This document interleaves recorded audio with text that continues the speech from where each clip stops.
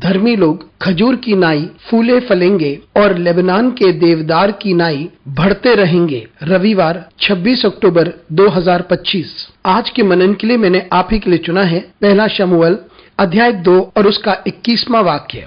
और यहोवा ने हन्ना की सुधि ली और वह गर्भवती हुई और उसके 3 बेटे और 2 बेटियां उत्पन्न हुईं और शमूएल बालक यहोवा के संग रहता हुआ बढ़ता गया। आपका दिन आशीषित हो। जब आप परमेश्वर को खोजते हैं तो परमेश्वर आपको अद्भुत तरीके से आशीषित करता है जिसकी कल्पना भी आप नहीं कर पाएंगे। आइए इस वाक्य पर मनन करते हैं। आज की सुबह का विषय है परमेश्वर के अद्भुत जवाब। हन्ना इसलिए परेशान थी क्योंकि उसके पास कोई संतान ना थी। वह बांझ थी। वे शायलो गई। वहां वे आंसू बहाते हुए प्रार्थना करती रही कि यदि परमेश्वर उसे एक संतान दे तो वे उस बालक को परमेश्वर को समर्पित कर देगी ताकि वह बालक परमेश्वर की सेवा करे। परमेश्वर ने हन्ना की प्रार्थना सुनी और आशीष के रूप में उसे एक बालक दिया। हन्ना ने उसका नाम शमूएल रखा और वह उस बालक को शायलो ले आई और उस बालक को याजक एली के पास छोड़ दिया। हर साल हन्ना और एल्काना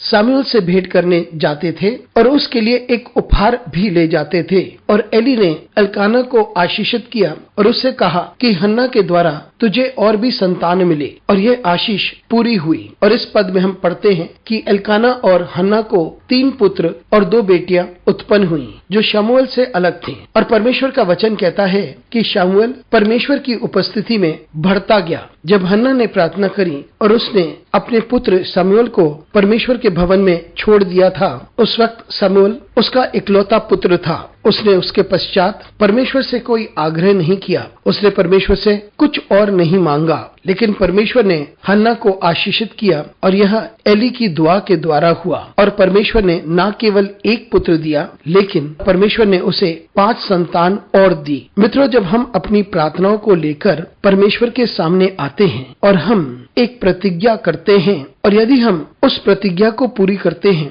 और यदि हम कुछ न मांगे परमेश्वर से, फिर भी प्रभु हमें अपनी स्वर्गीय आशीषों के द्वारा आशीषित करता है। हमारे मांगने से ज्यादा हमारा परमेश्वर हमें देता है क्योंकि हमारा परमेश्वर हमारी देखभाल करता है, हमारी चिंता करता है। अनुग्रहकारी परमेश्वर स्वर्गीय पिता, तुझे धन्यवाद देते हैं, तेरा आदर करते हैं और तेरी महिमा करते हैं। जो कुछ तूने हमें दिया है उन सारी बातों के लिए तुझे धन्यवाद देते हैं। यीशु मसीह के नाम से मांगते हैं, आमीन।